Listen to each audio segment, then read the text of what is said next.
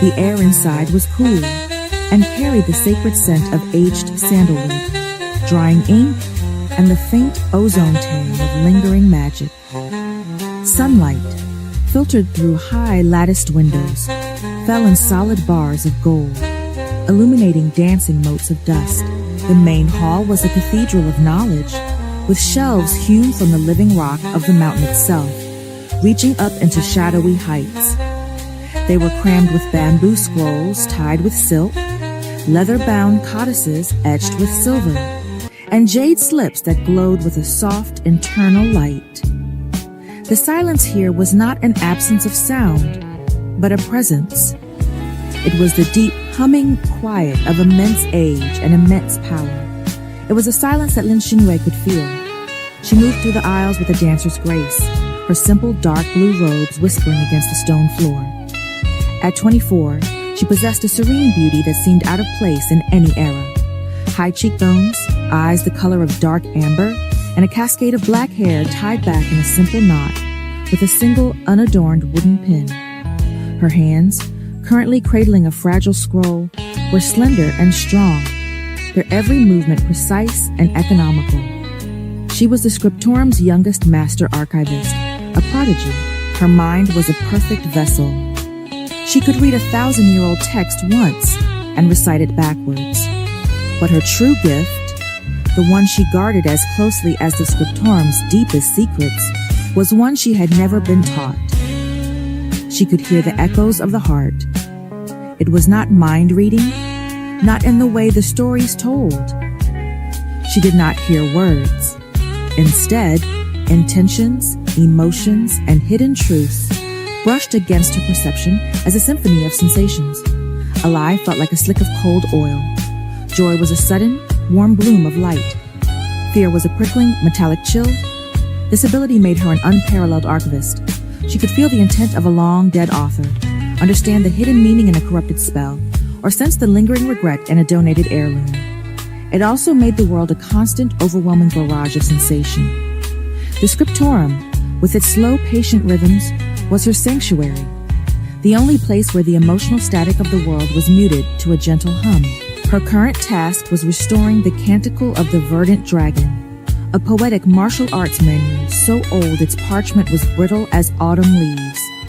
As she worked, a senior archivist, a man named Lao Jin, whose beard was as white as the mountain peaks, approached her desk, his brow furrowed over a cracked jade slip.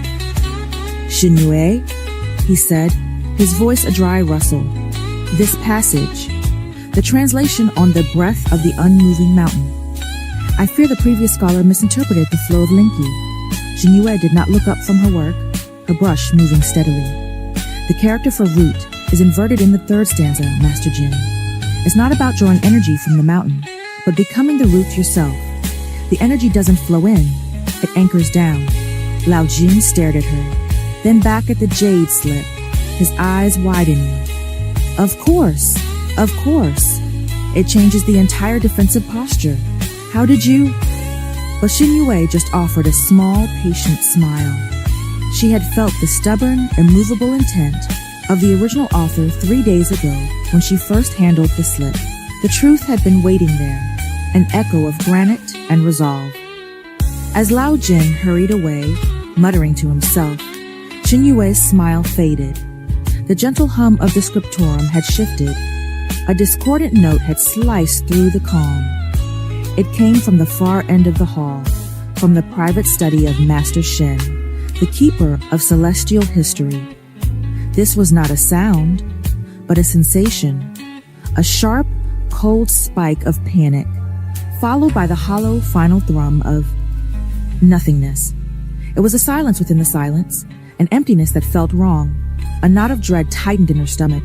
Setting her brush down with deliberate care, she rose and walked towards Master Shen's door. Her footsteps, usually silent, now seemed to echo like drumbeats in the vast hall.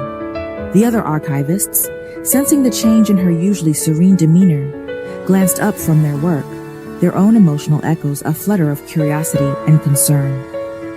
The door to Master Shen's study was a sliding panel of thick lacquered paper, framed in dark wood. It was slightly ajar. From within, there was no sound, Not even the soft scratch of his pen or the rustle of a page. Only that terrible, hollow silence. She pushed the door open. The study was a picture of perfect order. Scrolls were neatly rolled and stored in their designated cabinets. Brushes were washed and laid to dry on a porcelain stand. The air smelled of pine ink and dried chrysanthemums. And in the center of the room, on a pristine reed mat, lay Master Shen. He was on his back, his hands folded peacefully on his chest. His face was pale and waxy, but utterly calm. Beside his outstretched hand was a small celadon green vial, empty. The sharp, sweet scent of potent medicinal wine, often used as a base for sleeping draughts, lingered in the air. On his low writing desk, a single sheet of the scriptorum's finest paper was weighted down by a heavy, black inkstone. Upon it, in Master Shen's flawless, elegant calligraphy, was a short poem. A lament of failure, of the weight of years, of a spirit too tired to continue. It was a masterpiece of apology, a perfect suicide note. To any other eye, it was a tragic but clear conclusion. But Lin Xinyue's world was screaming. The air in the room was thick, vibrating with the after-image of a violent emotion that had been violently cut short. The piece was a lie, a thin veneer over a chasm of terror. The beautiful calligraphy on the page screamed of a forced calm, its perfect strokes feeling brittle and false to her senses. Her breath hitched. Compelled by a force she could not name, she stepped fully into the room and knelt beside the still form of her mentor. Her heart hammered against her ribs. Closing her eyes, she reached out, her fingers trembling as they brushed the back of Master Shen's cold, lifeless hand. The physical world fell away, a slick, cold oil slick of deceit smearing across her mind. A piercing, golden brand, the symbol of a coiling dragon, aggressive and greedy. A final, coherent thought echo, sharp with terror. The phoenix must not wake. She recoiled, stumbling back from the body, her hand flying to her mouth. She landed hard on the floor, gasping for air as if she'd been drowning. The phantom sensations clung to her. The cold oil of the lie, the burn of the dragon, the desperate final warning. Murder. This was murder. And the killers had not just taken a life, they had dressed it in a shroud of beautiful, shameful poetry. The rest of the day passed in a blur of muted colors and muffled sounds. Official custodians from the scriptorum, their faces masks of grim duty, had taken Master Shen's body. The story of his suicide spread through the archives in hushed, sorrowful tones. Xinyue offered no contradiction. What could she say? That she had felt the murder in the air? That she had touched a dead man's thoughts? They would think the grief had unhinged her. She returned to her small apartment as night fell. It was a simple space, perched above the Mountain's Heart tea shop, owned by the gruff, elderly man everyone called Lao Chen. Her home was sparsely furnished. A low sleeping platform, a meditation cushion facing a window that looked out over the province's mist-shrouded peaks, and shelves filled with her most beloved books. It was her sanctuary from the scriptorum's imposing grandeur and the city's relentless noise. But tonight, there was no sanctuary to be found. The cold, oily feeling of the lie and the burning brand of the coiling dragon were seared into her mind. The words echoed relentlessly. The phoenix must not wait. Who was the phoenix? What did it mean? And why did the symbol of Jade Dragon Enterprises, the massive modern corporation that was said to be buying up land all around the province, feature in a master archivist's final moments? Her thoughts were a tangled, thorny vine. Seeking calm, she lit a stick of sandalwood incense. The sweet, smoky plume curled towards the ceiling. She knelt on her meditation cushion, assuming the familiar, comfortable posture she had practiced since childhood. She focused on her breath, the slow inhale, the steady exhale. She visualized the tangled thoughts in her mind, gently unknotting them, setting them adrift on the river of her breath. She focused so deeply that the world began to soften at the edges. The chirping of the crickets faded into a distant, rhythmic pulse. The feel of the woven mat beneath her knees dissolved. The scent of the incense became a mere memory. This was deeper than any meditation she had ever achieved. It was as if her consciousness was a cup, and her body was the bowl that held it. Now the cup was overflowing, spilling beyond its physical confines. Her awareness drifted. It was a terrifying, exhilarating sensation. She felt herself float upwards, untethered from gravity. She passed through the ceiling of her apartment like a ghost, seeing the familiar worn floorboards from above. She drifted down through the floor of the tea shop below. The shop was dark and empty, the chairs upturned on the tables. The air was rich with the lingering, comforting aroma of 100 different teas. And from the back office, she heard it, the low murmur of a voice. Drawn by an instinct she didn't understand, her disembodied spirit glided towards the office door, a solid wooden thing, and passed straight through it. Lao Chen, the tea master, was there. He was not the simple, grumpy old man she saw every day. He stood rigidly behind his desk, a vintage rotary phone pressed to his ear. His weathered face, usually a placid mask, was sharp with attention she had never seen before. The Shin problem is handled. His voice was a low, harsh rasp, devoid of its usual dry humor. The scroll he discovered has been secured. There was no mention of the heir. The phoenix remains asleep. A pause as he listened to the person on the other end. Jinyue's spirit, a silent, invisible witness, hovered near the bookshelf. Her focus, her entire being, was locked on his words. I understand the timeline, Lao Chen continued, his knuckles white where he gripped the phone. The council's patience is not infinite. Continue the extraction at the Dragon's Tail mine. Double the shifts. We need the core crystals before the equinox. The council, Dragon's Tail mine, core crystals.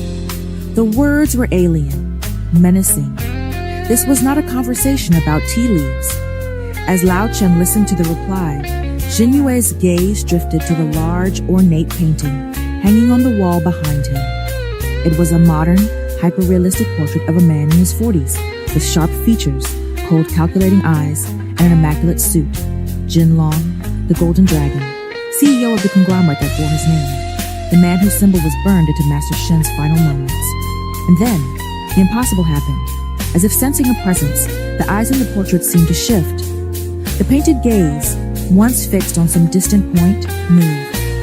The head tilted almost imperceptibly. The cold, dark pupils focused, not on Lao Chen, but directly on her. A jolt of pure, primal terror, colder than anything she had ever felt, electrocuted her disembodied spirit. It was a gaze that saw through her invisibility, that pierced the veil between spirit and flesh. It was a look of predatory recognition. The connection shattered. Her awareness was violently wrenched back. A rubber band snapped to its limit. She gasped, a raw, ragged sound, as she was thrown back into her body. The physical world rushed in, the hard floor under her knees, the ache in her muscles from sitting too long, the fading scent of sandalwood. She collapsed onto her side, clutching her chest, her heart trying to beat its way out of her ribcage. Disorientation swam through her. She was cold, so cold, and that's when she heard it. A soft, deliberate creak from the top of the stairs outside her apartment door. Her blood ran colder than ice. She heard the subtle scratch of a key, her key in the lock. The bolt turned with a quiet, definitive click. The door swung open. Standing in her doorway, silhouetted against the dim hall light, was Lao Chen. He held a simple wooden tray. On it sat a single celadon cup, identical to the one that had held Master Shin's poison. Steam curled from its surface, carrying the familiar, comforting scent of ginger and chrysanthemum tea. He stepped inside without a word, his movements silent and sure. His eyes, usually half-lidded and dismissive, were wide open and sharp, missing nothing. They scanned her disheveled state, her heaving chest, the terror that must have been plain on her face. He placed the tray on her low table with a soft, final thud. The steam from the cup seemed to writhe in the dim light. His voice, when he finally spoke, was low and gravelly, each word a stone dropped into the silent pool of the room. The echo you felt today in the scriptorium, he said, his gaze pinning her in place. the one of cold oil and a golden dragon. It has been silent for 100 years. He paused, letting the weight of that statement crush her. He knew everything. They felt you, Lin Xinyue. They know an heir of the Vermilion Phoenix still lives, and now they will be coming for you. He gestured to the steaming cup, his expression unreadable. Drink this. Your life is over. Your training begins now. We have no time.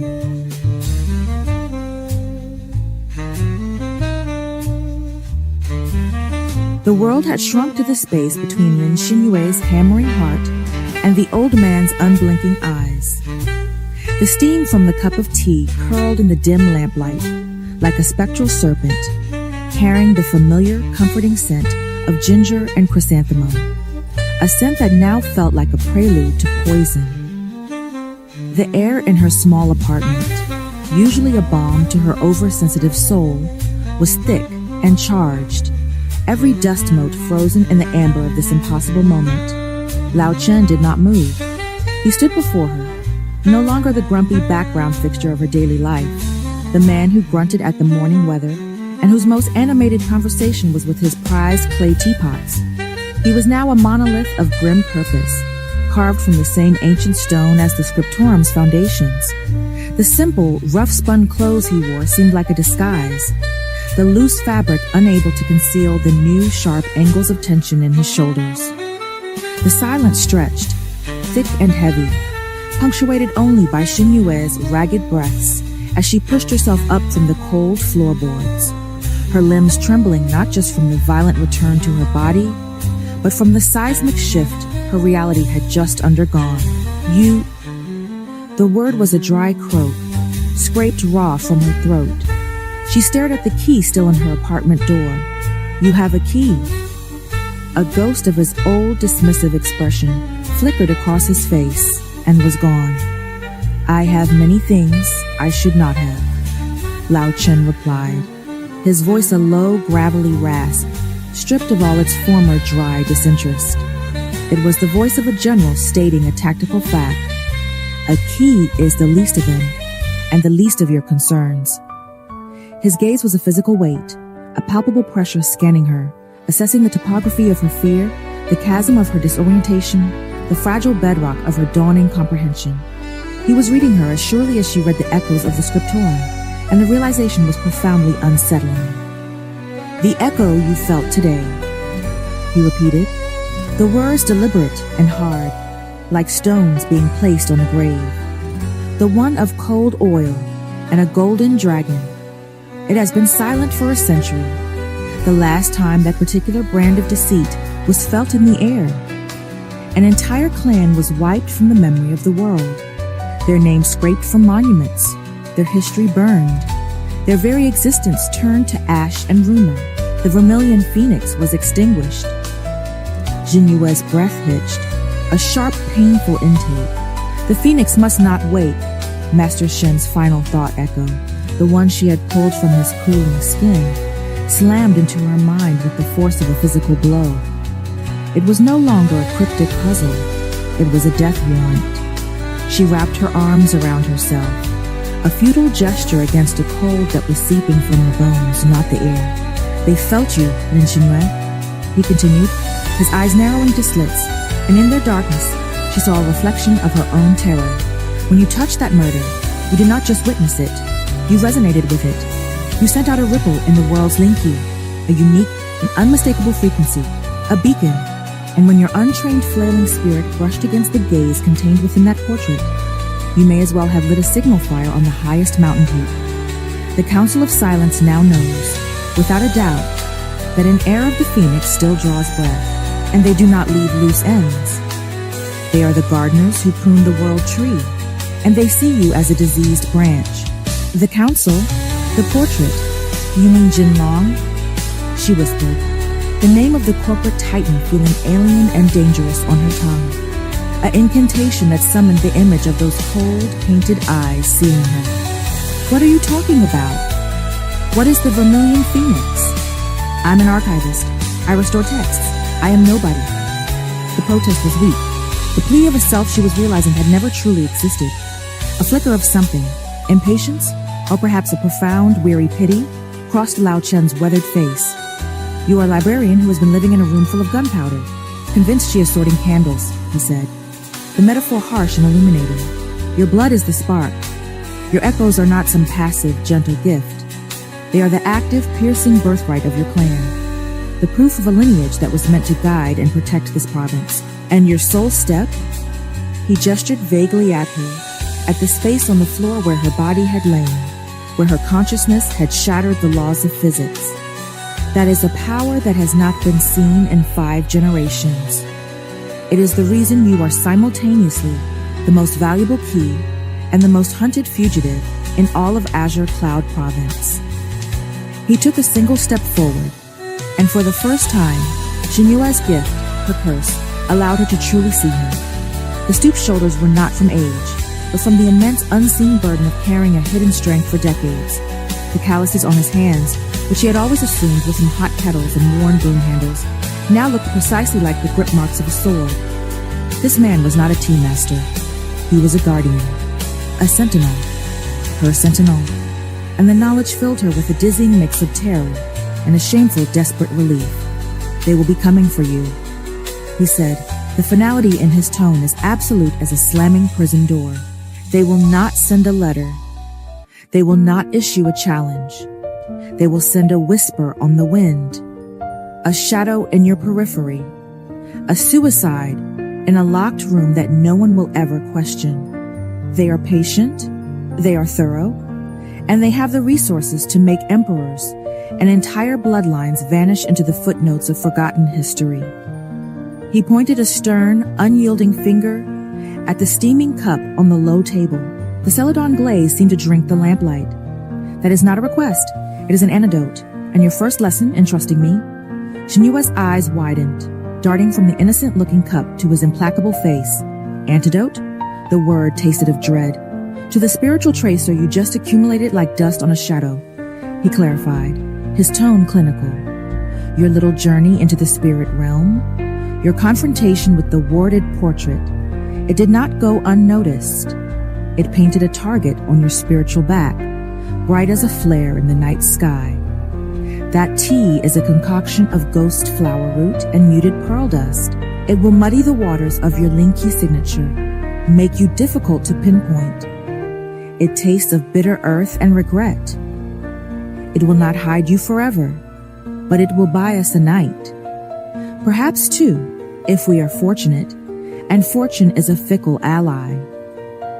The reality of her situation, a theoretical nightmare moments before, now crashed down upon her with the physical weight of an avalanche. This was not a bad dream from which she would wake.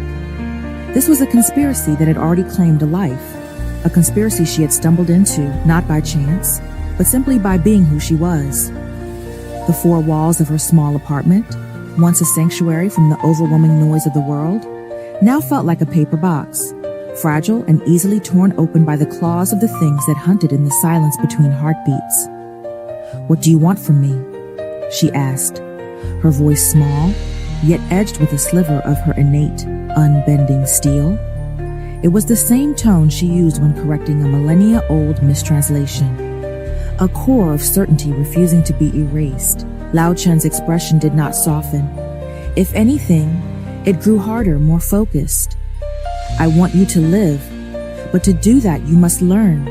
You must unlearn the world you think you know, and learn the one that truly is.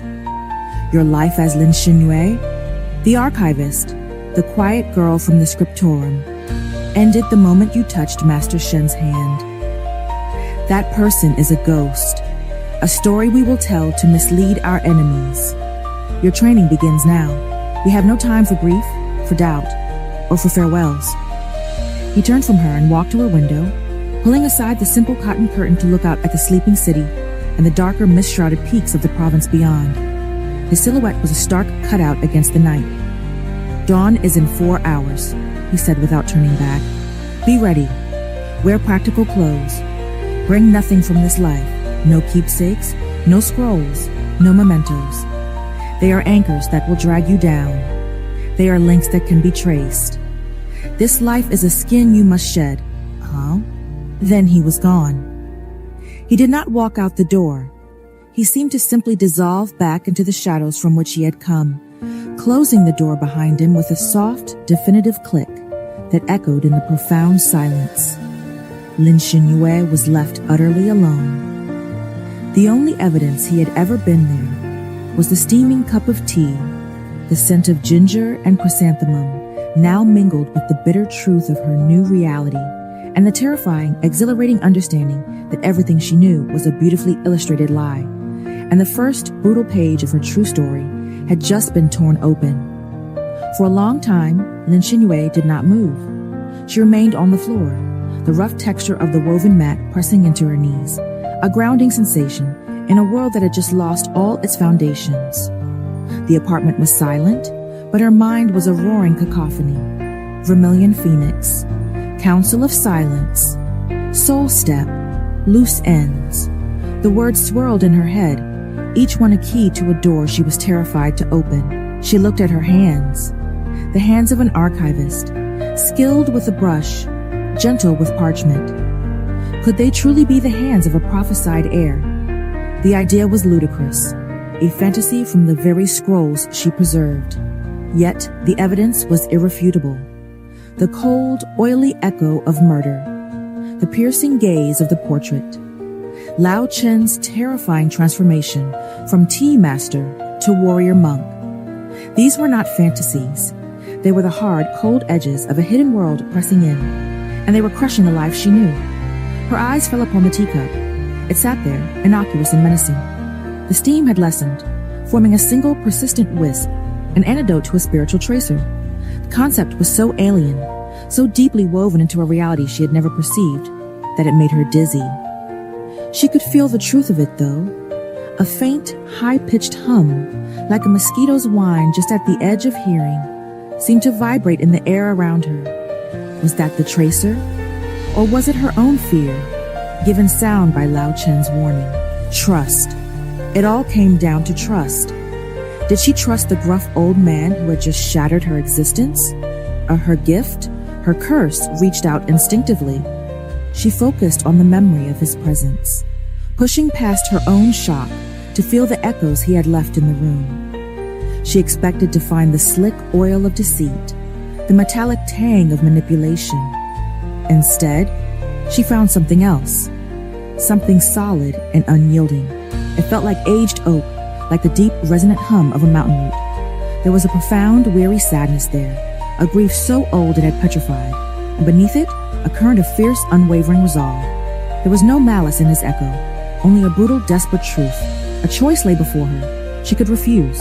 She could drink a different tea, pack a bag, and flee Xiaoming, try to disappear into the vast, anonymous modern world. She could pretend this night never happened, but she knew, with the same certainty she knew the sun would rise, that it would be futile. The world she knew was a veneer. The shadows beneath it were deep, and they had already seen her. They had killed Master Shin for what he knew. They would not hesitate to kill her for what she was. Her gaze drifted to the one personal item in her sparse apartment, a small, framed photograph on a simple shelf. It was of her and Master Shen, taken on her first day at the scriptorium. He had a kind, avuncular smile, his hand resting on her shoulder. A man butchered and his death disguised as a shameful secret. A man who had died with the warning for a phoenix he never knew he was addressing. A cold, clear fury began to crystallize within her, cutting through the fear. It was not a hot, reckless anger, but a sharp, focused shard of intent. They had violated the sanctity of knowledge. They had murdered a wise old man and slandered his memory. And they thought they could hunt her like an animal. She would not run. With a movement that was suddenly decisive, she rose to her feet. Her legs were steady now. She walked to the table, picked up the teacup. It was warm in her hands. She looked into the pale golden liquid, seeing her own reflection distorted on its surface. She brought it to her lips. The taste was exactly as he had promised, bitter earth and regret. It was the taste of her old life ending. She drank it all, forcing down the unpleasant, astringent brew without a sound. A strange sensation followed, a cooling wave that started in her stomach and radiated outwards, washing over her skin like a sudden breeze. The faint, high-pitched hum in the air vanished. The silence that replaced it was deep and clean. It was the first true silence she had experienced since touching Master Shen's hand. It was done. She had 4 hours. She moved through her apartment, not with the panic of flight, but with the deliberate purpose of a ritual. She did not pack a bag. Instead, she went to the small tiled bathroom and washed her face with cold water, the shock of it sharpening her senses. She changed out of her robes into simple dark trousers and a sturdy high-collared tunic. Clothes for moving, for fighting, for surviving. She took down the photograph. For a long moment, she looked at Master Shen's smiling face. Then, with a quiet, sorrowful resolve, she removed the picture from its frame and held the paper over the metal sink. From a small ornamental box, she retrieved a single match. The scratch as she lit it was deafening. She touched the flame to the corner of the photograph. She watched as the fire consumed the image, the smiling faces blackening and curling into ash.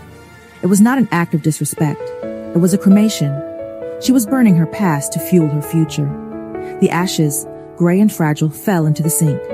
She turned on the tap and watched them swirl down the drain, a ghost given to the water. She was now truly nobody, a ghost ready to be reborn. As the first hint of indigo touched the night sky outside her window, she heard a sound from below, not the creak of the tea shop's main door, but the soft, almost inaudible slide of a hidden panel opening somewhere in the building's foundation. A moment later, a single low whistle, the call of a nightjar, floated up to her. It was not a bird native to the city. It was time. Lin Xinyue took one last look around the empty room. There were no echoes here anymore. She had gathered them all, folded them into the new hardened space behind her ribs. She opened her door, stepped out into the dim hallway, and descended the stairs, not into the tea shop, but towards the source of the whistle, towards the hidden panel, towards the old man who held the keys to her survival, and into the waiting, hungry shadows of the azure cloud.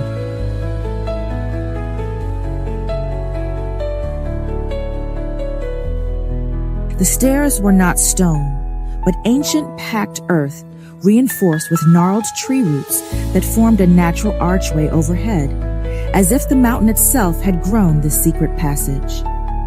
The air was cool and carried the rich, loamy scent of soil and the sharp, clean smell of ozone that always clung to places of concentrated Lin-Qi. With each step down, the last remnants of Lin Xinyue's old life seemed to slough away, leaving her feeling strangely light and hollow, a vessel waiting to be filled. Lao Chen moved ahead of her, his form a shifting shadow.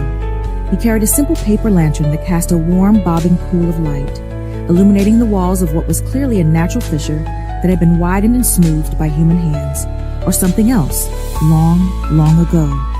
"Where are we?" Xinyue asked, her voice barely a whisper, yet it seemed to be absorbed by the earth, leaving no echo. "Beneath the foundations," Lao Chen replied without turning. "The tea shop is a capstone, a plug. This?" He gestured with the lantern, the light glinting off veins of quartz in the dark rock.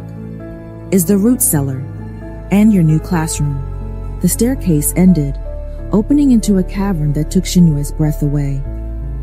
It was not large, but it was alive. The walls were a tapestry of living roots, pulsing with a soft golden light, as if liquid sunlight flowed through them.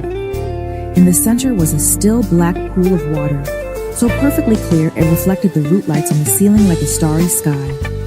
The air hummed with a low, potent energy that made the fine hairs on her arms stand on end. This was a wellspring of power. "This is one of the last uncorrupted Lin-Qi veins in the province," Lao Chen said, setting the lantern down on a flat stone beside the pool. "Jade dragons' minds are tapping into others, draining them, turning them into dead things to power their greed. This place is why I have been here, guarding, for 30 years. He turned to face her, his features stark in the upward glow from the lantern. The first lesson is this: you are not learning something new. You are remembering. Your blood knows these arts. Your soul knows the rhythms of this power. I am not a teacher. I am a whetstone, here to sharpen a blade that has been sleeping. Shinue stood at the edge of the pool, watching the reflected lights dance. The overwhelming sensation of the place was not threatening. It felt like coming home. The constant, low-grade static of the world above was gone, replaced by this pure, harmonious hum. For the first time in her life, her mind felt truly, utterly quiet. The echoes of the heart, she said, looking at her own reflection in the black water. You called it my birthright. What is it? It is the vermilion phoenix's perception, Lao Chen stated. All living things, all events, leave a resonance in the Linki. Most are deaf to it. Your clan was not? You do not read minds.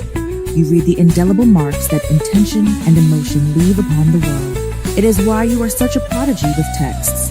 You are not just reading the words, you are feeling the author's will across centuries. The explanation was so simple, so elegant, it felt like a lock clicking open in her mind. It wasn't a curse, it was a sense, as natural as sight or hearing. And the soul step? Lao Chen's expression grew more severe. That is a far more dangerous gift. It is not a mere spirit projection. You are not leaving your body. You are untying your consciousness from it, allowing it to ride the currents of Linki like a leaf on a stream. It is the highest form of the vermilion phoenix's connection to the world. But your body is an anchor. Sever the rope completely, or have it severed for you, and your consciousness will be lost, adrift forever in the void between worlds, a fate worse than any death. The memory of Jin Long's portrait seeing her flashed in her mind, and a cold dread settled in her stomach.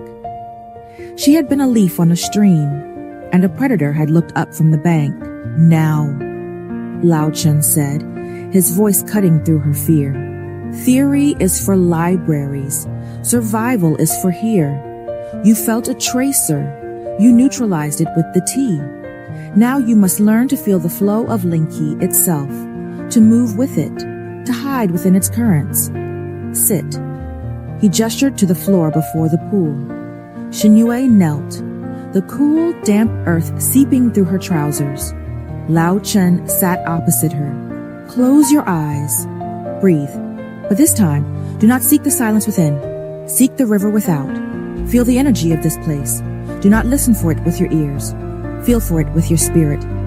Shinue obeyed. She closed her eyes, falling into the familiar rhythm of her meditation. But instead of focusing on the emptiness, she turned her awareness outward, towards the humming, vibrant energy of the cavern. At first, it was a blur, a wall of sensation. Then, slowly, she began to distinguish its parts. The deep, slow, thrumming pulse from the earth below. The vein of Linki, the brighter, quicker energy flowing through the glowing roots. The calm, deep stillness of the black pool. Good. Lao Chen's voice was a soft guide. Now feel your own energy, the spark inside you. It was there, a small warm flame in her core, the same warmth that had glowed in her chest during her soul step. Now breathe in and pull a thread of the earth's energy into your core, not to keep, to cycle, like breathing air. She focused, imagining the ambient Linki as a golden mist. As she inhaled, she drew a wisp of it into her body, feeling it mingle with her own inner flame, strengthening it. As she exhaled, she released it back, purified, refreshed. This is the foundational exercise, Lao Chen said, the cyclic breath. All else is built upon this. It cleanses your own energy, harmonizes you with the world, and makes you a part of the flow, not a stone disrupting it. To a spiritual seeker, you will become nearly invisible. For what felt like hours, they sat in silence. The only sound, their synchronized breathing and the drip of water. Shinue lost herself in the cycle, and the beautiful, simple rhythm of give and take. The constant, low-level anxiety that had been her companion for as long as she could remember began to dissolve. She felt solid, real. For the first time, her inner world and the outer world were in harmony. The moment was shattered by a violent, discordant shockwave. It was not a sound, but a brutal distortion in the Linki itself. It felt like a spike of rusty iron being driven into the heart of the harmonious energy around them. The golden light in the roots flickered. The peaceful hum of the cavern twisted into a painful screech of violated energy. Xinyue's eyes flew open, gasping as the echo of the violation clawed at her senses. It was the same feeling as Master Shun's murder, but amplified 100-fold. A vast, industrial, soulless consumption. Lao Chen was on his feet in an instant, his face a mask of grim fury. He was staring at the cavern wall as if he could see straight through the rock. "What was that?" Xinyue asked, her voice trembling. "The dragon's tail mine." Lao Chen spat the name like a curse. "They have broken into a new vein. They are not just draining it, they are shattering it, using brute force machinery to rip the core crystals from the earth. It is butchery." He turned to her, his eyes burning. "This is what we fight. This is the enemy. They do not seek harmony. They seek dominion, and they are getting closer." He looked from her horrified face back toward the unseen mind. "Dawn has broken above. Your first lesson is over. The second begins now. How to move through a world that is being actively torn apart." The grinding was a physical presence in the cavern, a vulgar vibration that set Xinyue's teeth on edge. It was no longer just a sound. It was a violation that grated against the spirit, making the very air feel grimy. The beautiful, harmonious hum of the Linki vein was now a wounded thing, thrashing against this metallic intrusion. "They are close," Lao Chen repeated, his voice low and tight. He strode to a section of the root-covered wall that appeared no different from any other. "Too close.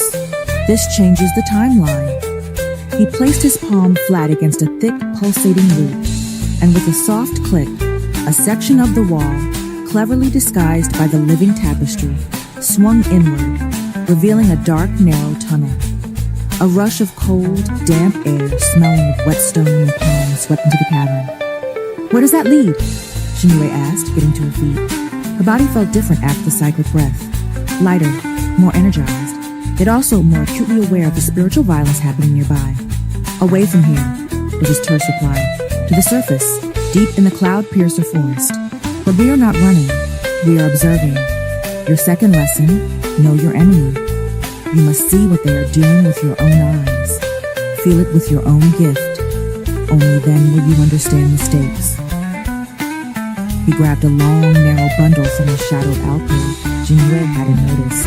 Unwrapping the oilcloth, he revealed two items: a simple, unadorned sword in a worn leather scabbard, and a walking staff of dark, polished ironwood. He strapped the sword to his own back and handed the staff to Xinyue. "This is not a crutch. It is a focus. The wood is from a tree that grew over a Linki confluence. It will help you ground yourself, channel energy, and if necessary," he added with a grim look, "it can crack a skull." The staff felt alive in her hands, warm and humming with a gentle, steady energy that was a comfort against the discord from the mine. She gripped it tightly, a tangible anchor in the chaos. Lao Chen didn't take the lantern. He moved into the dark tunnel with the unerring confidence of a man walking a path he had tread 1,000 times.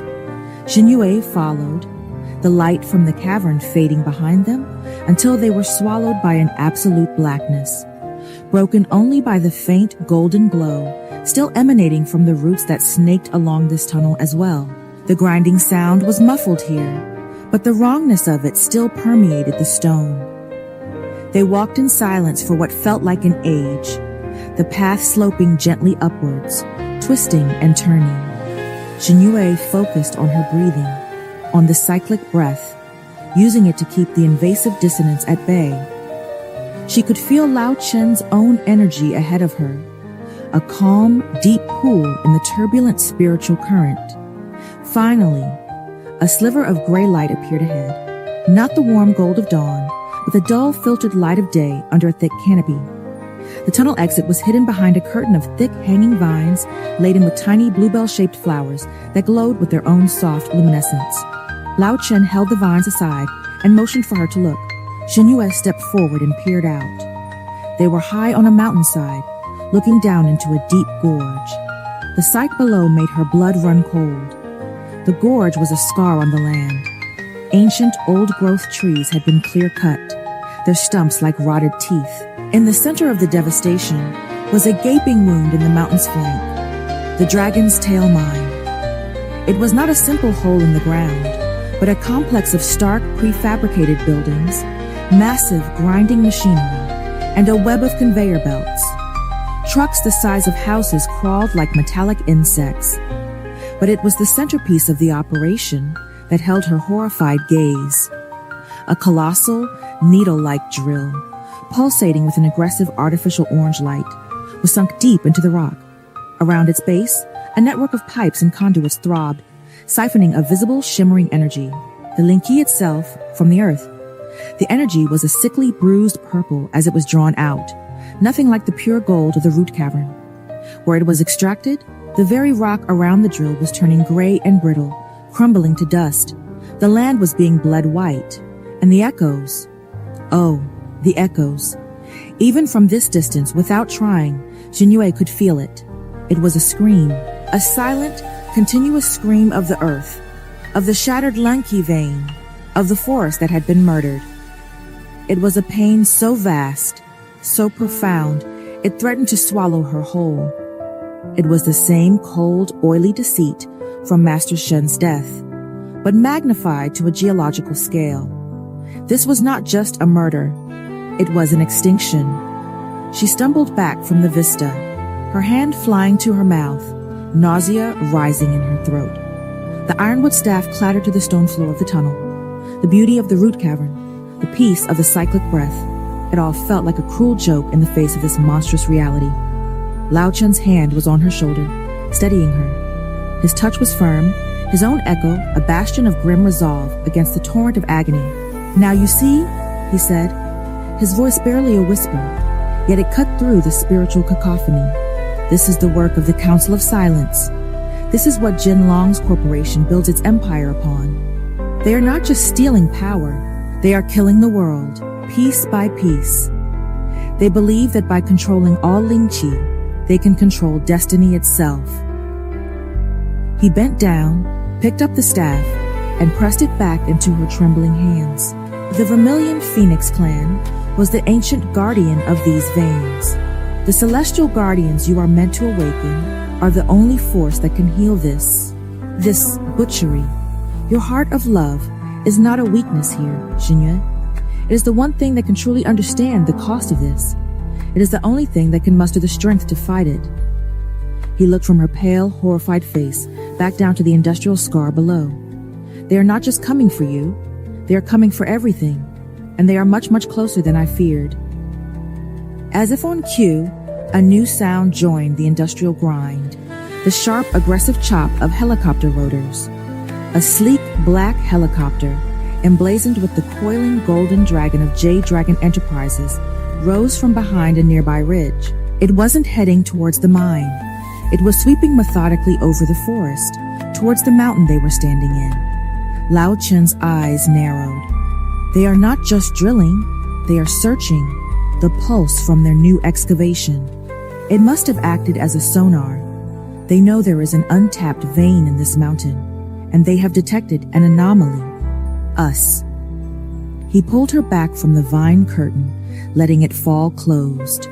"The classroom is closed," he said, his voice now sharp and urgent. "The final lesson begins, how to survive."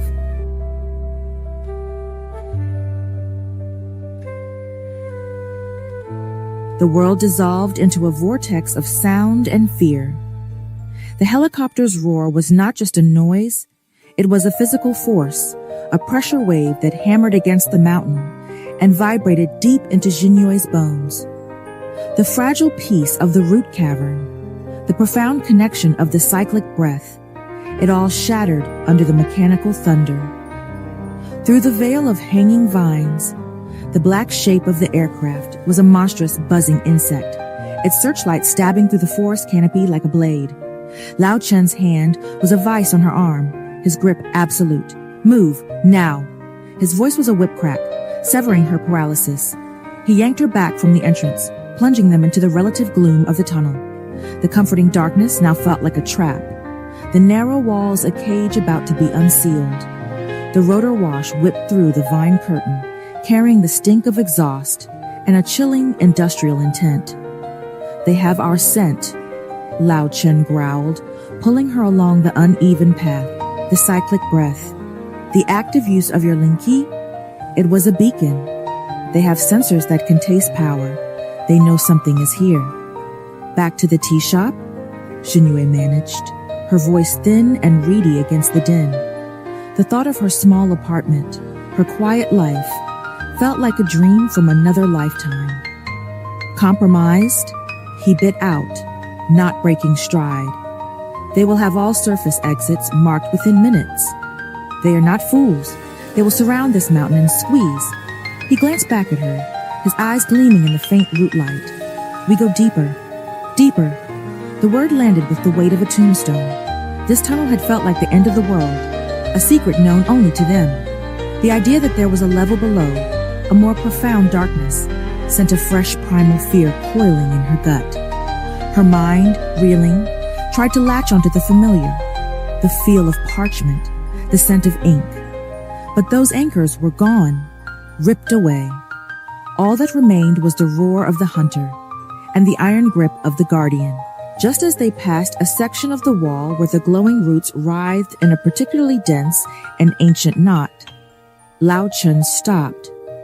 He released her arm, and his hands flew across the gnarled surface, his fingers pressing, twisting, tracing a pattern that was more felt than seen. It was a language of touch, a code written in the living flesh of the mountain. For 3 heartbeats, nothing happened. The helicopter's roar was the only reality. Then, a deep subterranean groan answered it, a sound of immense weight shifting, of stone grinding against stone for the first time in centuries. Directly at their feet, a section of the tunnel floor, which had seemed as solid and eternal as the mountain itself, slid sideways with a gritty, protesting shriek. It revealed a yawning black shaft, from which a breath of air, cold and impossibly ancient, exhaled into their faces. It smelled of deep time, of minerals, and of things that had never seen the sun. "The underways," Lao Chen said, his voice tight, "a network older than the scriptorum, forgotten by all but the guardians. They are treacherous. The paths shift. The air can turn to poison, and the things that dwell there." He let the sentence hang, his meaning clearer than any description. "They are our only chance." From outside, a new sound cut through the mechanical chaos, a sharp, precise crack that was utterly different from the mine's grinding or the helicopter's thunder. A high-powered rifle. It wasn't aimed at them. It was a signal, a declaration. The hunters had been deployed. The pursuit was now on foot, intimate, and deadly. Lao Chen didn't wait for her consent. He looked at her, his gaze a silent, urgent question. "Can you do this? Can you step into the unknown when the known is dying behind you?" Xinyua's heart was a wild bird trapped in her chest. Her palms were slick with sweat on the ironwood staff. She looked from his grim face to the it had been thrust upon her, but it was a fight she now chose. She met his eyes and gave a single, sharp nod. "Stay close. Do not speak unless I do, and do not, under any circumstances, touch anything that glows with a light that is not gold," he commanded. Then, without another word, he dropped into the abyss. The darkness swallowed him whole. Xinyua took one last, shuddering breath of the upper world's air, tainted though it was with exhaust and violence. She tightened her grip on the staff, feeling its steady, grounding hum, a tiny spark of life in the face of the void. She closed her eyes and stepped off the edge. The drop was short, but the landing was jarring, her boots crunching on a floor of loose scree. The sound of the helicopter vanished, as if a door had been slammed shut overhead, replaced by an immediate, profound, and crushing silence. The only sounds were the ragged echo of her own breathing, and the slow final grate of the stone slab above sliding back into place, sealing them in. A match flared, illuminating Lao Chen's face, a mask of stark plains and shadows in the sudden light. He lit the small hooded lantern. Its beam was a frail, brave thing, pushing back against an ocean of black, revealing they were in a tunnel far wider and more ancient than the one above. The walls were sheer water-worn stone, and the air was dead and cold. "The hunt continues," Lao Chen whispered, his voice barely disturbing the immense quiet. "But now, the rules have changed, and we are not the only hunters here." He turned, and the lantern beam cut a path forward into the belly of the mountain.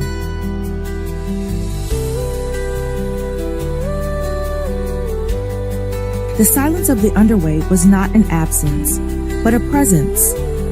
It was a heavy velvet cloak that settled over them, so profound that it seemed to swallow the very memory of sound. The frantic roar of the helicopter, the industrial scream of the mine, all of it was erased, replaced by an immense listening quiet. The air was frigid and carried the taste of ancient water and stone dust, the breath of a mountain that had slept for millennia. Lao Chen's hooded lantern was a blasphemous intrusion, its beam a desperate golden needle trying to stitch together a tapestry of infinite black. It revealed a cavern so vast the light died before it could find a ceiling or distant wall. They stood at the edge of a shore of loose, shifting scree, before which lay a forest of stone. Stalagmites and stalactites, some as slender as needles, others as thick as ancient temple pillars, thrust from the floor and reached down from the unseen heights, creating a petrified maze. The only sounds were the crunch of their own footsteps, the harsh rhythm of their own breathing, and a perpetual echoing drip, drip, that seemed to come from everywhere and nowhere, the slow, patient heartbeat of the deep earth, the stone throat labyrinth. Lao Chen murmured, his voice a hushed reverence that was immediately absorbed by the hungry silence. He did not look at her, his eyes scanning the path ahead, every sense stretched taut. The first true test of the underways. The stone here is alive. It listens, it remembers. Step only where I step.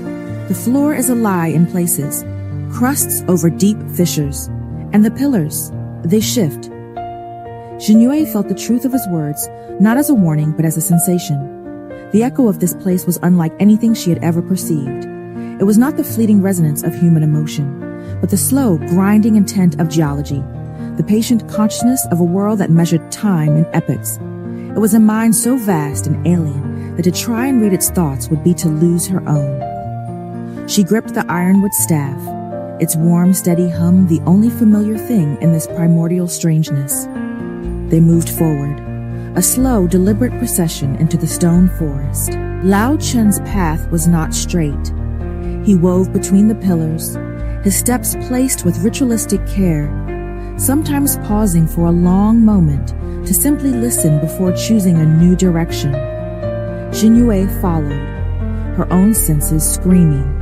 Her gift, usually so sharp, was overwhelmed, drowning in the sheer ancient weight of the place.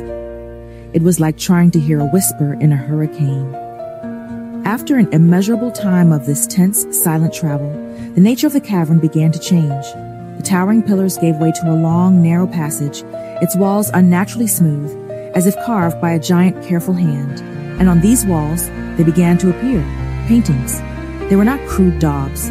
They were masterworks of pigment and time, depicting a world long lost, herds of spirit deer, with antlers of crystalline light, being hunted by men and women, wielding spears of pure energy.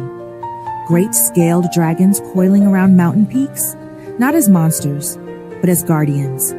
And everywhere, the symbol of the vermilion phoenix, a crimson sigil of protection and authority. Lao Chen paused before a particularly grand mural, showing the phoenix in flight, its wings shedding light over a thriving, harmonious land. The Age of Guardians, he whispered, the words hanging in the still air, when the clans lived in balance with the celestial ones. This is the world the Council of Silence believes is a failure, the world they seek to erase and replace with their own sterile order. As he spoke, Xinyue's eyes were drawn away from the grand narrative to the bottom corner of the mural. There, almost hidden, was a smaller, simpler drawing.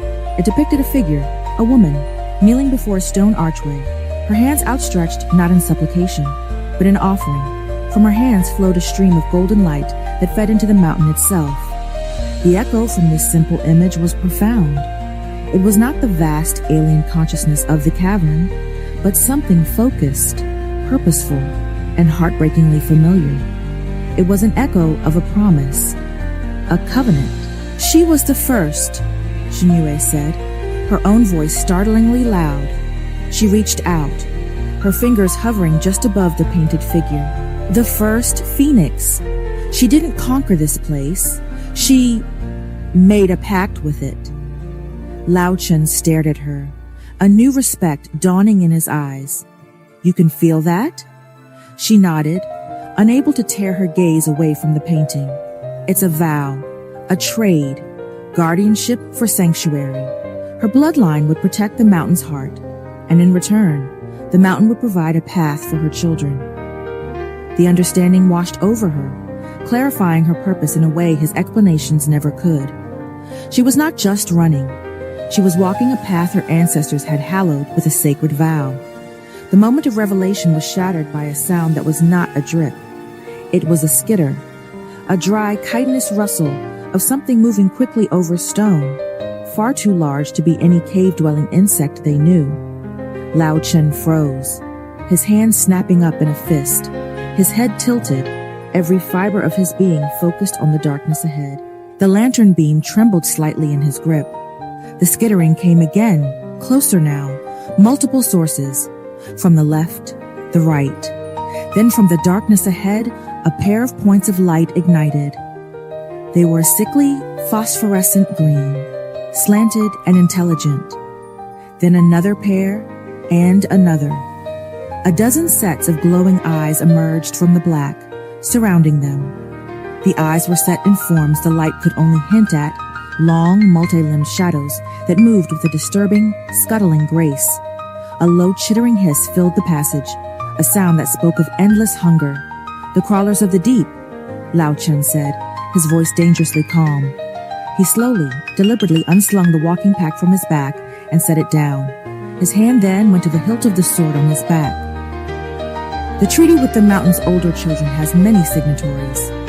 These did not sign.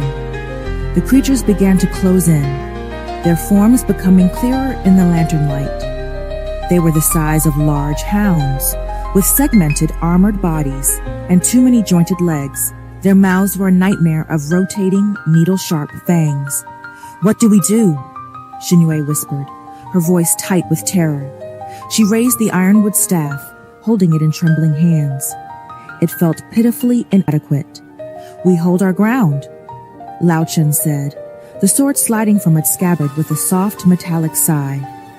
The blade was unadorned, but in this dead air, it seemed to hum with a silent, deadly energy. "The passage is narrow. They cannot all come at once." The lead creature, emboldened by their stillness, let out a piercing shriek and launched itself forward, a blur of chitin and dripping fangs. Lao Chen moved faster than Xinyue's eye could follow. There was no wasted motion. A simple, precise turn of his wrist, a step forward, and a clean horizontal slash. The sword blade, glowing with a faint blue-white light, passed through the creature's neck without a sound. The head, its green eyes still blazing, tumbled into the darkness while the body crumpled, twitching at their feet. The chittering around them ceased.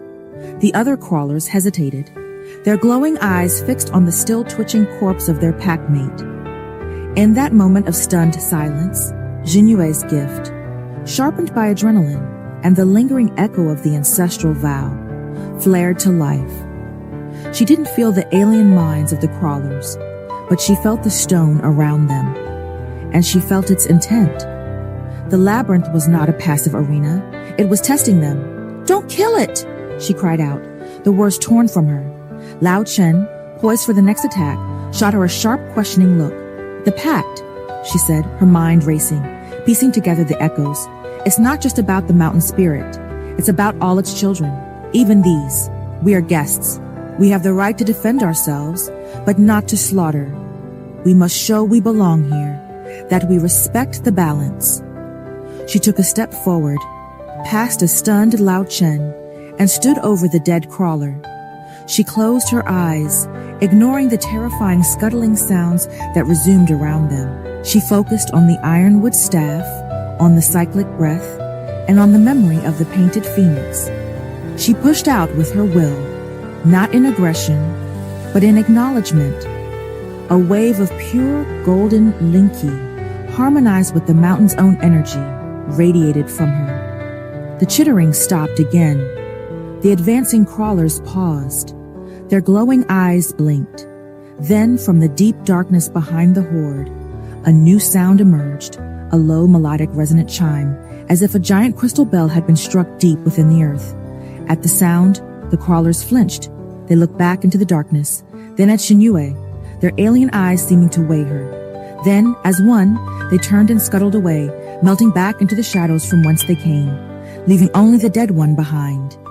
The chime sounded once more, closer this time, a clear, approving note that hung in the air before fading.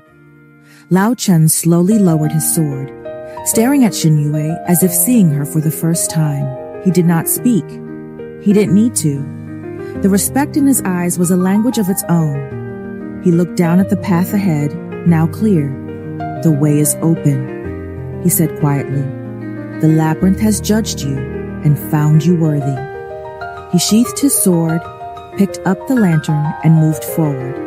Xinyue followed, her legs weak with spent adrenaline, but her spirit soaring. She had not just survived. She had understood. And in the deep, listening dark, that was a power greater than any blade.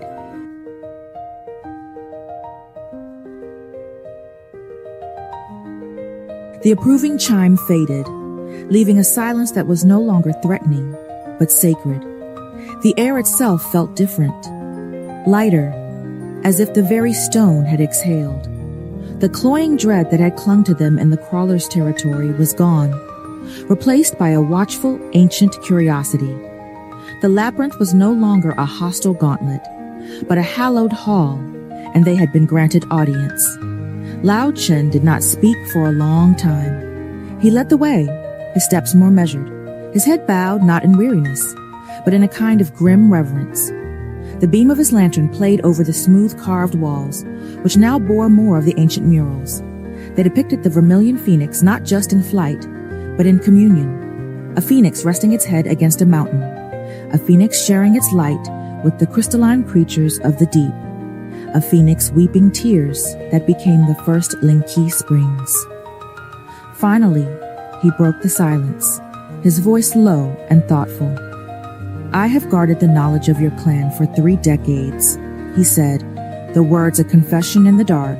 I have memorized every scroll, every prophecy, every combat form. I believed I understood the legacy of the phoenix. I was wrong. He glanced back at her, his expression unreadable. I was prepared to teach a warrior. The mountain, it seems, has chosen to remind a guardian. Xinyue walked beside him, the ironwood staff feeling less like a weapon and more like a scepter of office. The adrenaline had faded, leaving behind a profound humming certainty. It wasn't a strategy, she said, her own voice surprising her with its steadiness. It was a feeling. Same feeling I get when I handle a text written with true purpose. The author's intent is everything. The mountain's intent is balance. The crawlers are part of that balance. To slaughter them would have been poor scholarship. A dry, almost laugh escaped Lao Chen's lips. Poor scholarship. I will have to remember that the next time we are faced with a nightmare made of teeth and hunger.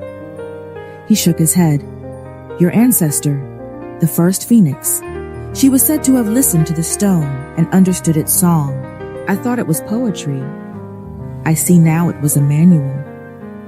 The passage began to narrow, the walls closing in until they were walking single file through a corridor so tight their shoulders nearly brushed the smooth, cold stone.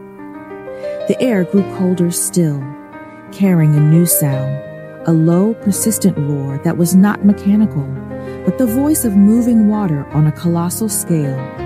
The corridor ended abruptly, spilling them out onto a ledge that stole the breath from Jinyue's lungs. They stood at the edge of a colossal subterranean chasm, so vast the lantern light could not find the other side. Below, an immense underground river thundered, a torrent of black water flecked with furious white foam, its power vibrating through the stone beneath their feet. Spanning the abyss was a bridge, but it was like no bridge Jinyue had ever seen or imagined. It appeared to be woven from solidified light and shadow, a fragile-looking web of glowing silver strands and patches of absolute darkness, humming with immense, unstable power. "This is the Bridge of Whispers," Lao Chen said, his voice raised just enough to be heard over the river's roar. "It does not test your strength or your courage. It tests your spirit's weight. It reflects what you carry inside." "What does that mean?" Jinyue asked, her eyes fixed on the ethereal, terrifying span. "It means your doubts, your fears, your secrets. They will become real upon that bridge. They will whisper to you, try to pull you apart. To cross, you must have a core of absolute certainty. The bridge feels for lies, especially the ones we tell ourselves." He looked at her, his gaze heavy. "After today, after the murder, the flight, the hunt, what do you carry, Lin Jinyue? Can you face its echo?" Before she could answer, a new element made itself known. As her senses adjusted to the monumental space, she became aware of the whispers. They were not audible sounds, but thought echoes, left upon the bridge by every soul who had ever attempted to cross. They brushed against her mind like cold fingers. "I cannot go back. I cannot. They will never forgive me. It was all my fault. I am not the hero they think I am." The collective anguish was a suffocating wave. This was the true toll of the path they walked, the hidden cost of power and responsibility. "I will go first," Lao Chen said. "The bridge will hold my weight, but it will react to my passage. Be ready for what it stirs up in me, and do not follow until my foot touches the other side." He stepped onto the first strand of light. The moment his boot made contact, the bridge shimmered. From the patches of darkness on the span, figures of shimmering black smoke coalesced. They were featureless, but their forms were achingly familiar to Jinyue's gift. They were the ghost of Lao Chen's past. She saw the echo of a young woman with a laughing smile. A sister, a lover, vanish into a burst of golden fire. She felt the searing regret of a command given that led to the death of comrades. She saw him, younger, kneeling before the old tea master who had come before him, accepting a burden with a face full of grief. The shadowy whispers swarmed him, their silent screams echoing the failures and losses he carried. Lao Chen did not stop. He did not flinch. He walked, his face a mask of carved stone, his own spirit a bastion against the onslaught. He acknowledged the pain, carried it, but did not let it alter his course. Step by deliberate step, he moved across the impossible bridge until his boot crunched on the solid rock of the far ledge. The shadowy figures dissolved, and the bridge stilled. It was her turn. Jinyue stood at the precipice, the roar of the river of physical force. She looked down into the abyss, then at the fragile web of light. She thought of all she carried, the terror of being hunted, the crushing weight of a legacy she never asked for, the heart-deep love for Master Shen that now felt like an open wound, and beneath it all, the cold, clear fury at the desecration of the mind. She took a deep breath, finding the cyclic breath, feeling the ironwood staff warm in her hand. She stepped onto the bridge. It held her weight, but the moment she did, her world exploded. The whispers were not vague here, they were her own. "You are just an archivist," her own voice screamed in her mind. "You will get them all killed." A shadow figure of Master Shen formed before her, his face not peaceful, but accusatory. "Your curiosity killed me," it whispered, its voice the rustle of turning pages. Another figure of Lao Chen, shaking his head in disappointment. "I was wrong. You are not the one." And then, the most potent one of all, a vision of a simple, quiet room, a brush in her hand, the sun on a parchment, a life of peace, a life of love for knowledge, untainted by blood and conspiracy, a life she had lost forever. The longing was a physical ache, a hook in her heart trying to drag her back, to make her let go. The bridge beneath her feet seemed to soften, to become insubstantial. The whispers promised that if she just fell, she could go back. It would all be a dream. She stumbled, her eyes filling with tears of loss and frustration. But then she remembered the other feelings. The solid strength of the ancestral vow in the mural, the silent approval of the mountain's chime, the look in Lao-Chen's eyes when she had understood the pact. She focused on the fury, the image of the mine, the screaming earth, the slick, oily echoes from Jin Long's portrait. They had not just taken her peace, they were taking the world's. She stood straight, wiping her tears with the back of her hand. She looked at the phantom of her old life, at the accusing shade of Master Shen.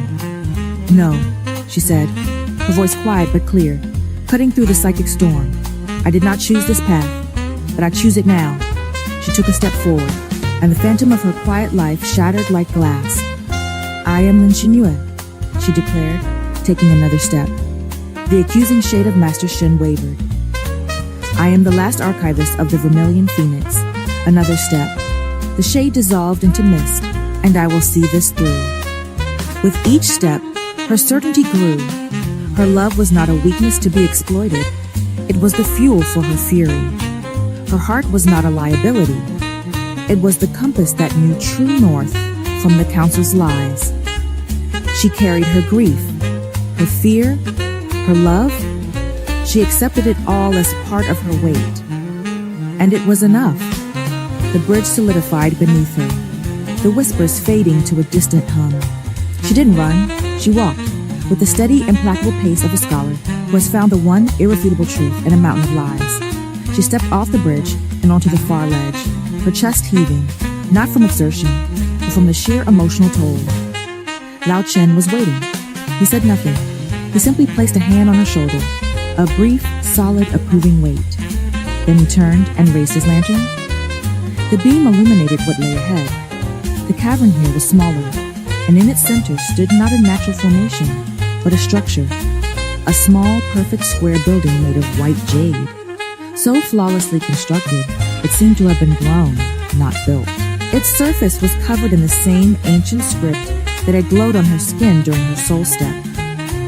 "This," Lao-Chen said, a note of awe in his voice for the first time, "is a Waystone sanctuary, a haven and a library, placed by your ancestors. We can shelter here, and you," he looked at her, "can finally begin to read your own inheritance."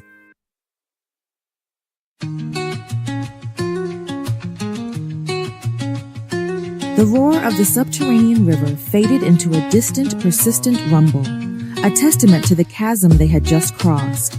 Here, in the lee of the white jade structure, the air was still and strangely warm, carrying a faint, floral scent that felt impossibly clean after the dust and dread of the labyrinth. The sanctuary itself was the source of the light, a soft internal radiance that pulsed gently, like a sleeping heart, illuminating the small cavern with a moonlight glow.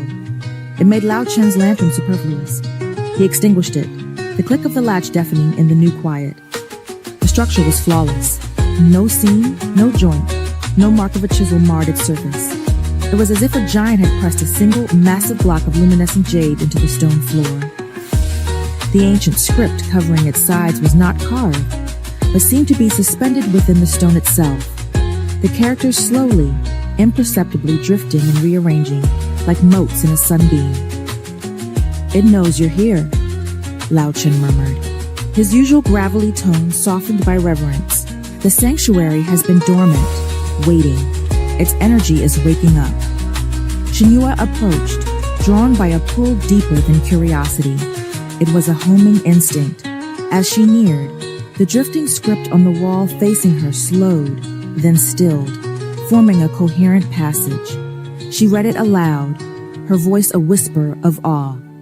"Let only the blood of the covenant enter. Let the heart that remembers the vow find solace within.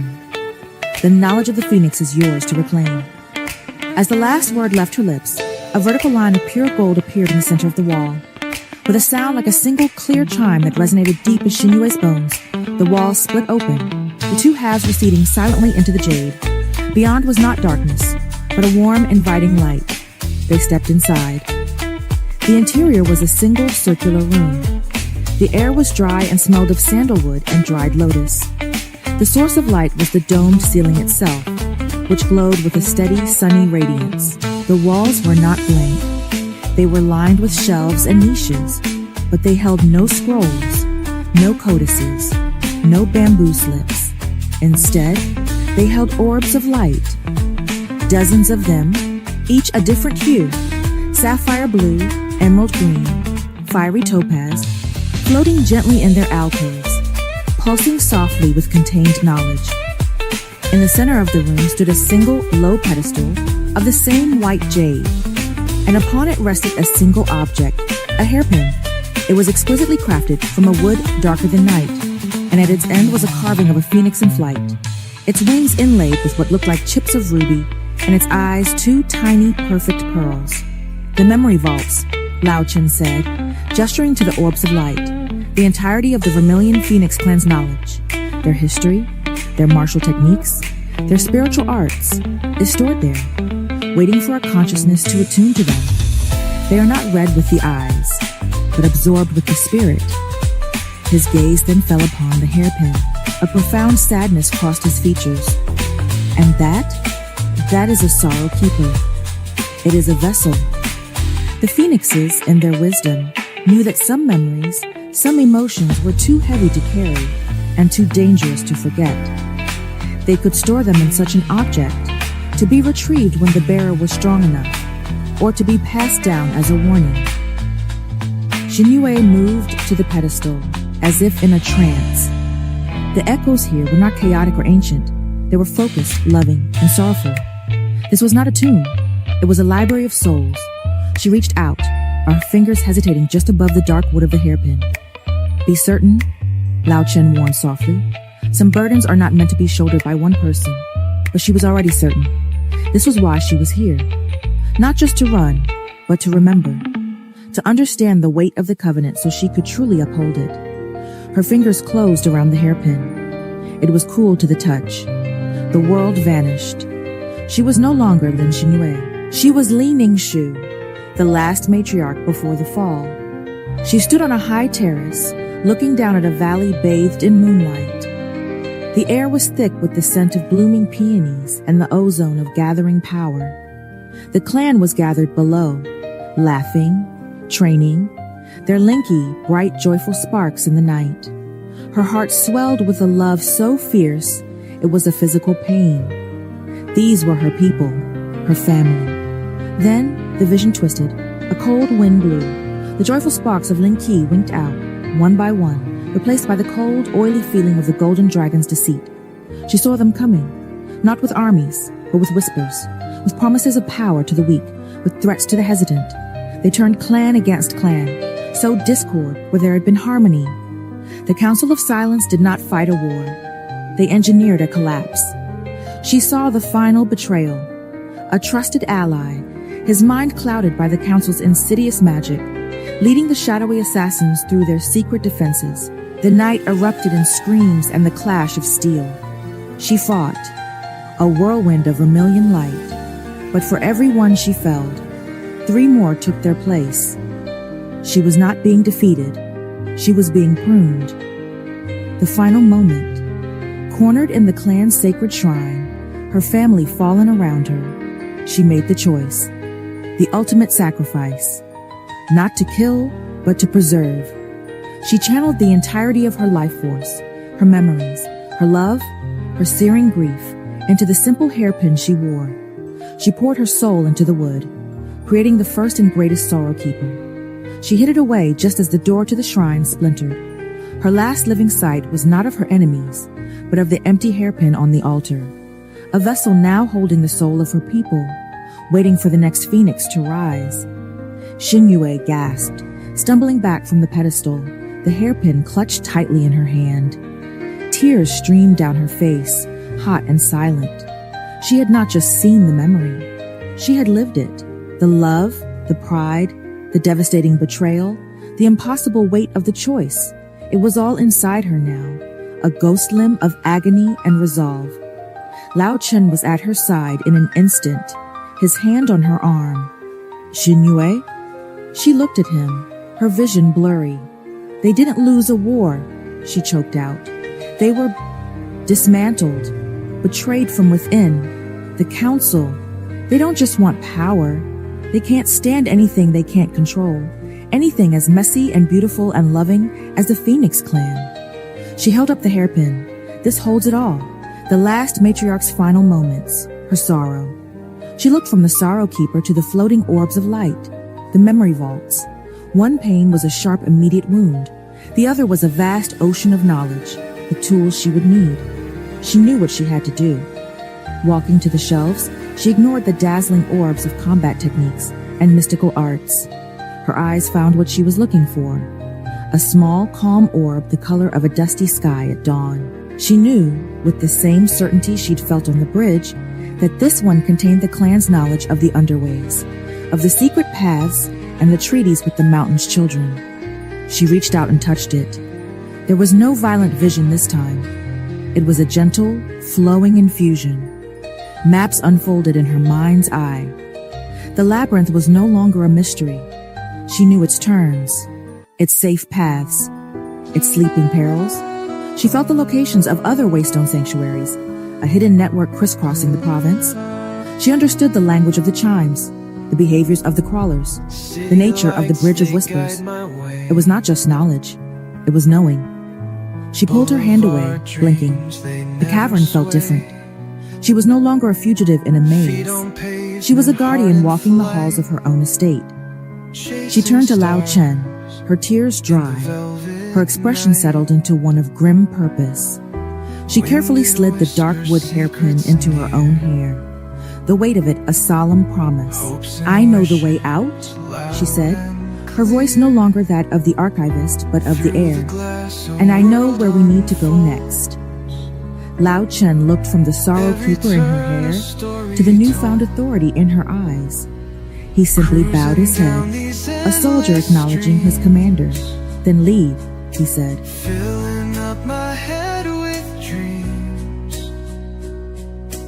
Every mile The sanctuary's light seemed to cling to them as they stepped back into the cavern's gloom, a final blessing before the dark swallowed them once more. But this time, the dark felt different to Xinyue. Where before it had been a terrifying unknown, it was now a familiar, if still dangerous map.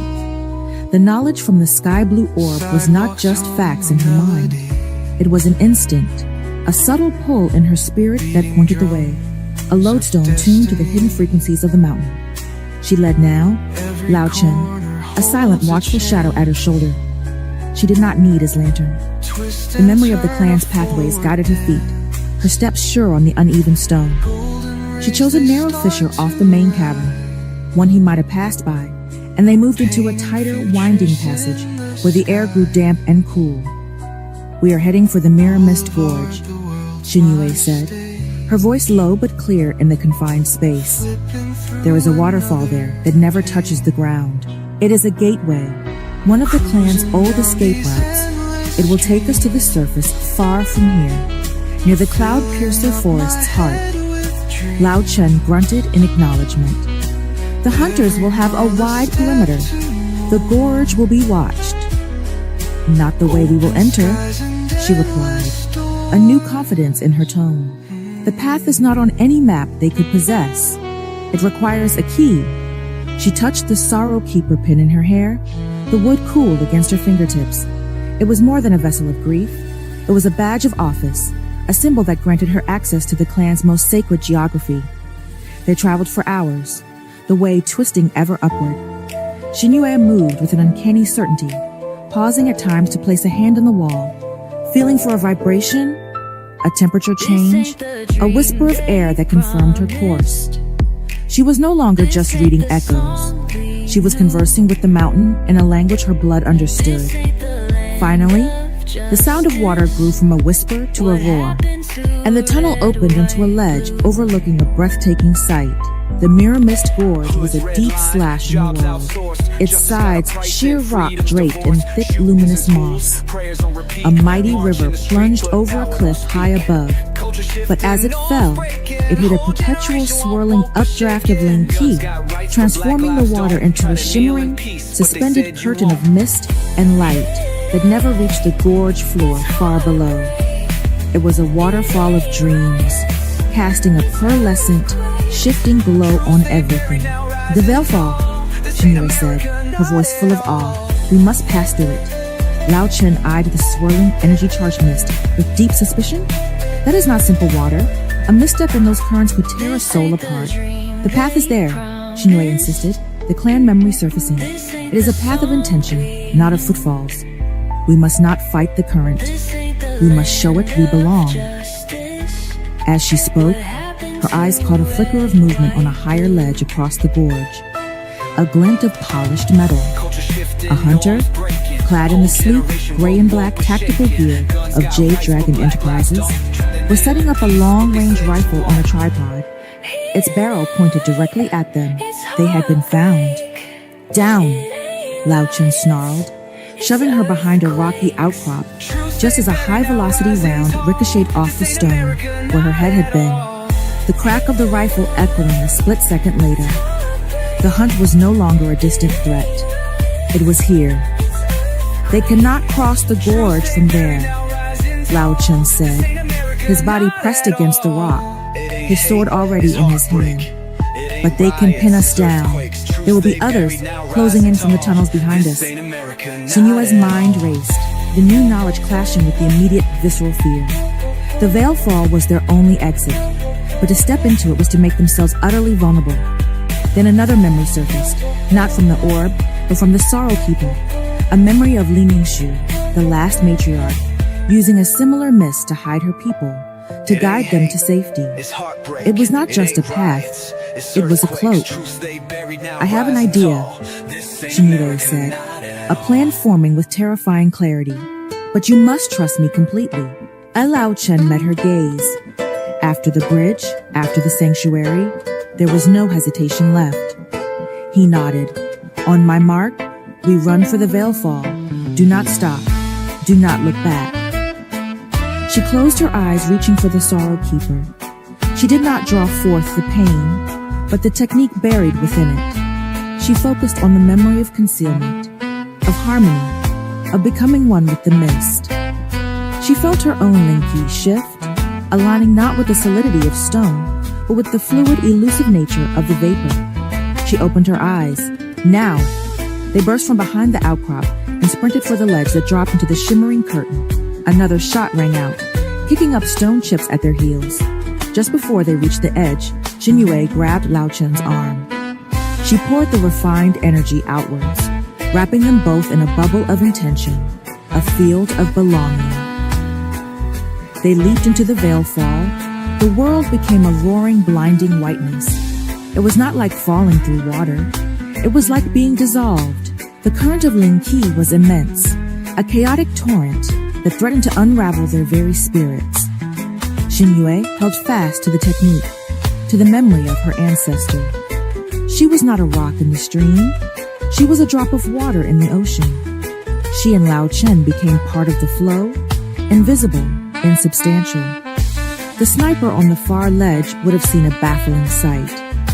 The two fugitives leaped into the certain death of the mystical waterfall, and instead of being torn apart, they simply vanished, swallowed by the light and mist without a trace. Inside the torrent, Shinue felt a path open, a current within the current, a calm, directed flow.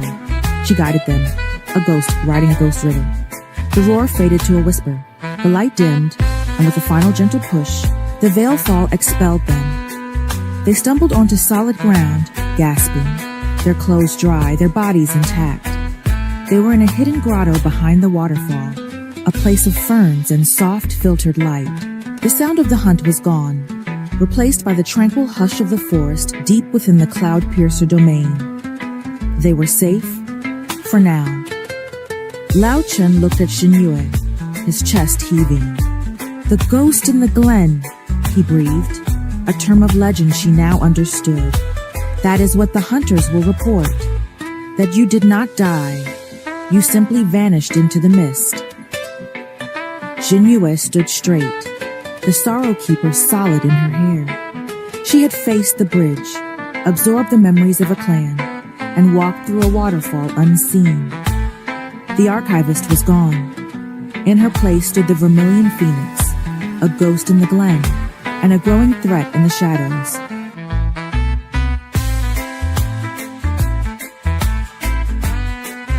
The hidden grotto was a world unto itself, a pocket of profound peace sealed behind the thunder of the veilfall. Sunlight, fractured by the curtain of water, dappled the moss-covered rocks and the small clear pool at its center. The air was thick with the scent of wet earth and blooming night-blooming jasmine. It was a place for catching one's breath, for tending wounds, both seen and unseen. Lao Chen immediately began a methodical check of his gear, his movements economical and practiced. The tension of the chase was still coiled in his shoulders, but his eyes, when they flicked to Jinyue, held a new, unwavering assessment. She was no longer his charge. She was his principal. The dynamic had irrevocably shifted. Jinyue stood by the pool, watching the light play on the water. The adrenaline of the escape was fading, leaving a deep, resonating quiet in its wake. The sorrow keeper in her hair was no longer a cold, foreign weight. It had warmed against her scalp, its presence a constant, low hum in her consciousness, a direct line to the agony and resolve of matriarch Li Ningshu. She could feel the woman's ghost, not as a separate entity, but as a layer of her own soul, a scar tissue of memory that was now part of her foundation.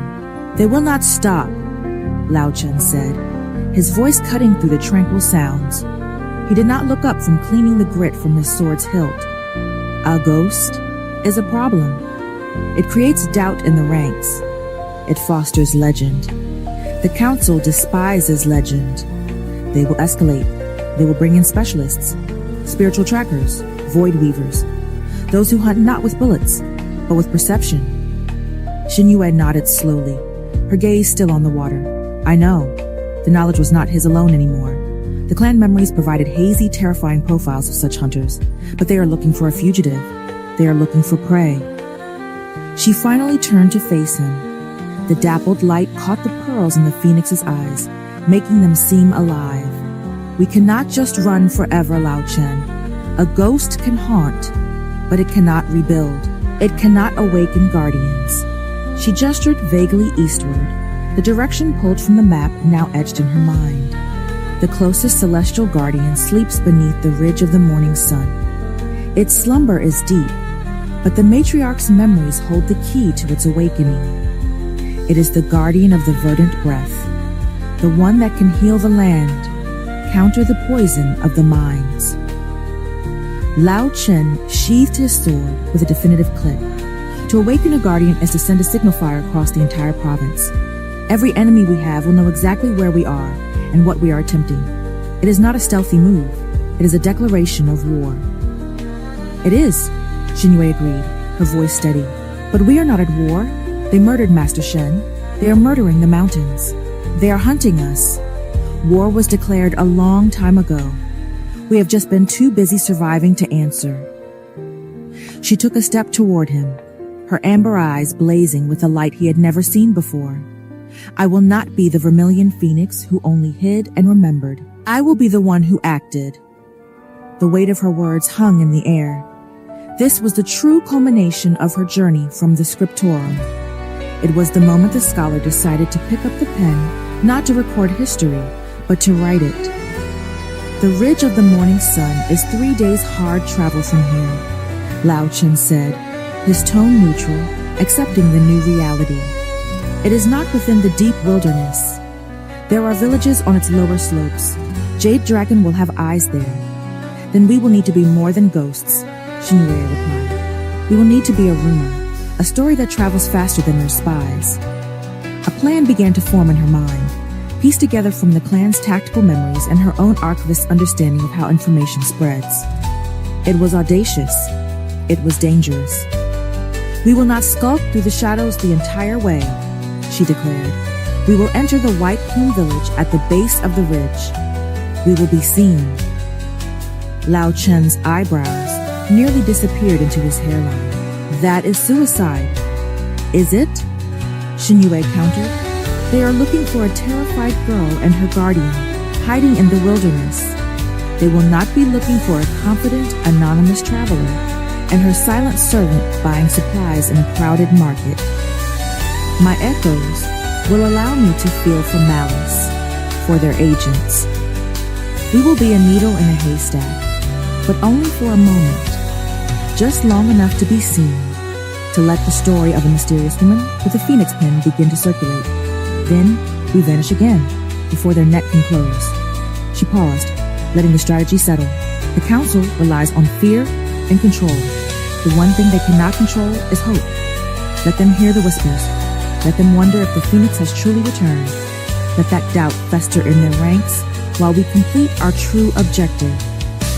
Lao Chen was silent for a long time, studying her. He saw the ghost of the formidable matriarch Li Mingxu in the set of her jaw, in the fire in her eyes. He saw the wisdom of the archivist in the cunning of the plan.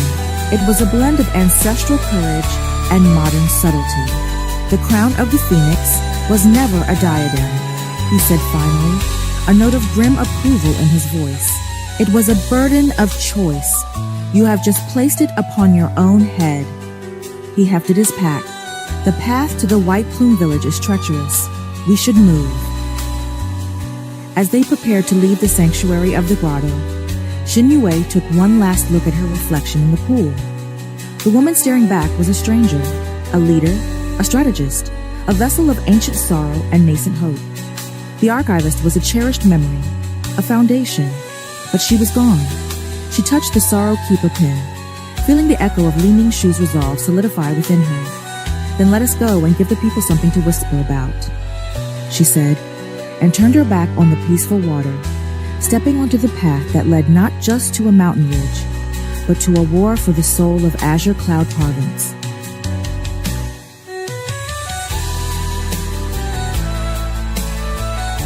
The forest thinned, the ancient moss-clad trunks of the Cloud-Piercer domain giving way to managed groves of persimmon and bamboo. The air grew warmer,